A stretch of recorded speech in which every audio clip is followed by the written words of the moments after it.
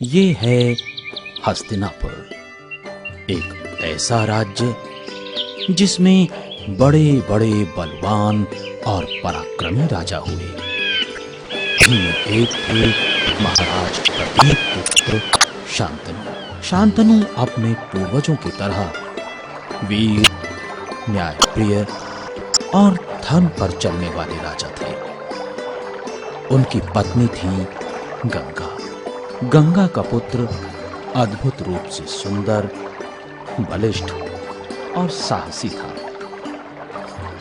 शांतनु को अपना पुत्र सौंपकर गंगा अंतर्ध्यान हो गई और हस्तिनापुर के भविष्य को अपने साथ लेकर महाराज शांतनु हस्तिनापुर लौट आए। गंगा का पुत्र होने के कारण इस बालक का नाम पड़ा गांगेय और युवा होने पर गांगेय को देवव्रत कहा जाने लगा। देवव्रत धनुष बाण चलाने की कला में ही नहीं, बल्कि घुड़सवारी, गदा युद्ध, मल्ल युद्ध आदि में भी पारंगत थे। शांतनु अब वृद्ध हो चले थे। एक दिन वे वन में शिकार खेलने गए।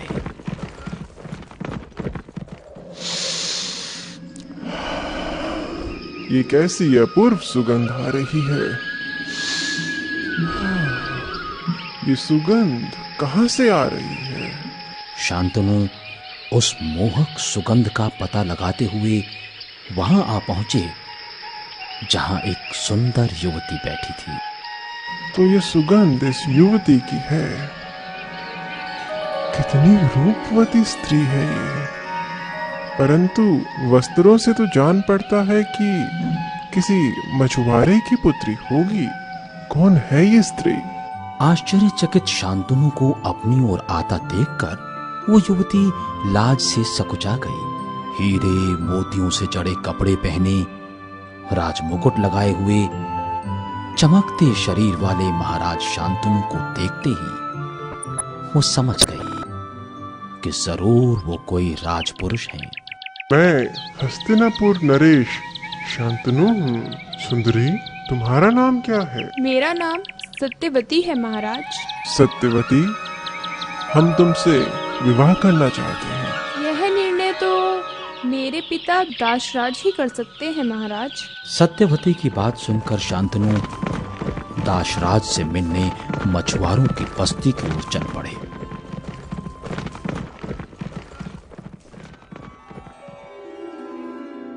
महाराज शांतनु को इस सेवक का प्रणाम। हम निर्धनों की बस्ती में पधारने का कष्ट कैसे किया महाराज? दाशराज, हम तुम्हारी पुत्री सत्यवती से विवाह करना चाहते हैं। हम उसे महारानी बनाएंगे। नहीं नहीं महाराज, हमारा और आपका मेल कहाँ हो सकता है?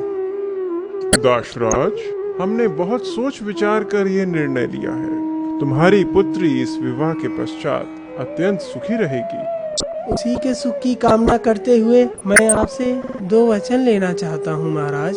परंतु हाँ हाँ, डरो नहीं, कहो, हम तुम्हें अभयदान देते हैं।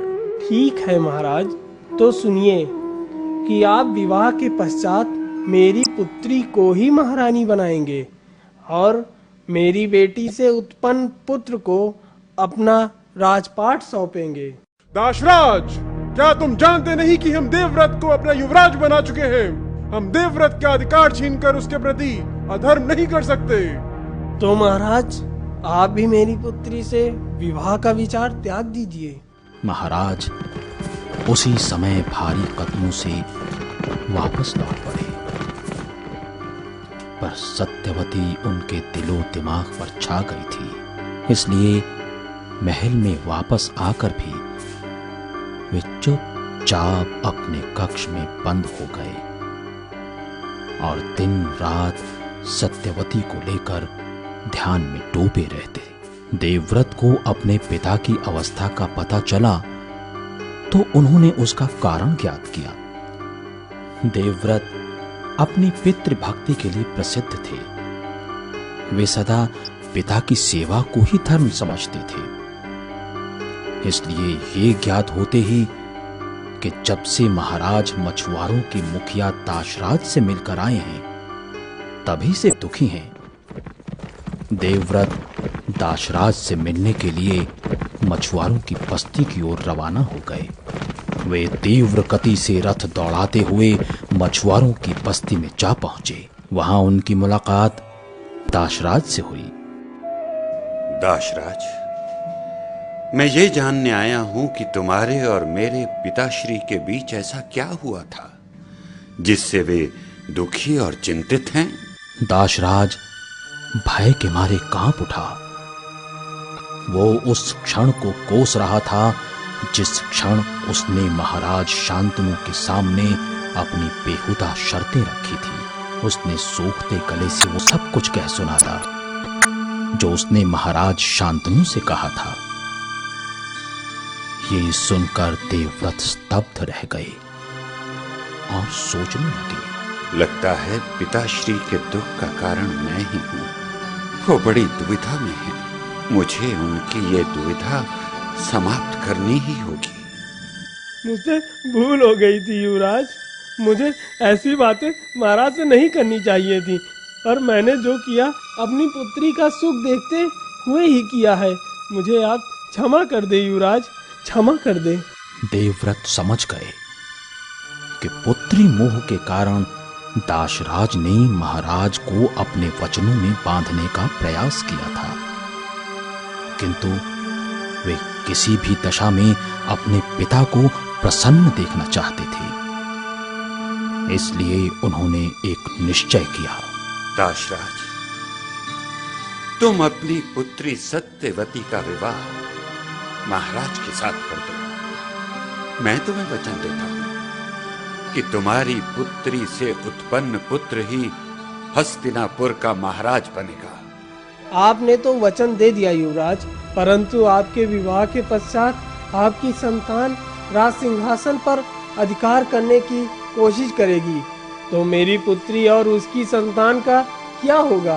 राजकुमार देवव्रत ने दाशराज से ये सुनकर धीर गंभीर वाणी में घोषणा की। हे आकाश, पाताल और पृथ्वी लोकवासी, हे वायुदेव, जलदेव और सूर्य देव, आप सब मेरी इस प्रतिज्ञा के साथ हैं। मैं महाराज शांतनु का पुत्र देवव्रत आज इसी क्षण प्रतिज्ञा करता हूं कि मैं जीवन भर विवाह नहीं करूंगा, आजन्म ब्रह्मचर्य का पालन करूंगा। युवराज देवव्रत के ये शब्द आकाश में चारों ओर गूंजने लगे। देवताओं ने आकाश मार्ग में उपस्थित होकर उन्हें आशीर्वाद दिया और नाम दिया भीष्म। भीष्म प्रतिज्ञा करने वाले देवव्रत की चारों ओर जय जयकार होने लगी। दाशराज, आज से तुम्हारी पुत्री मेरी माता हो। प्रतिज्ञा के पश्चात भीष्म सत्यवती को आदर सहित रथ में बिठाकर महल में ले आए। उनकी भीष्म प्रतिज्ञा जंगल की आग की भांति संपूर्ण विश्व में फैल गई। जिसने सुना वही चकित रह गया। चारों ओर महाव्रती भीष्म की प्रशंसा होने लगी। पिताश्री, मुझे तो बस आपका आशीर्वाद चाहिए। मेरे लिए तो बस वही इस पृथ्वी पर सबसे बड़ी संपत्ति है।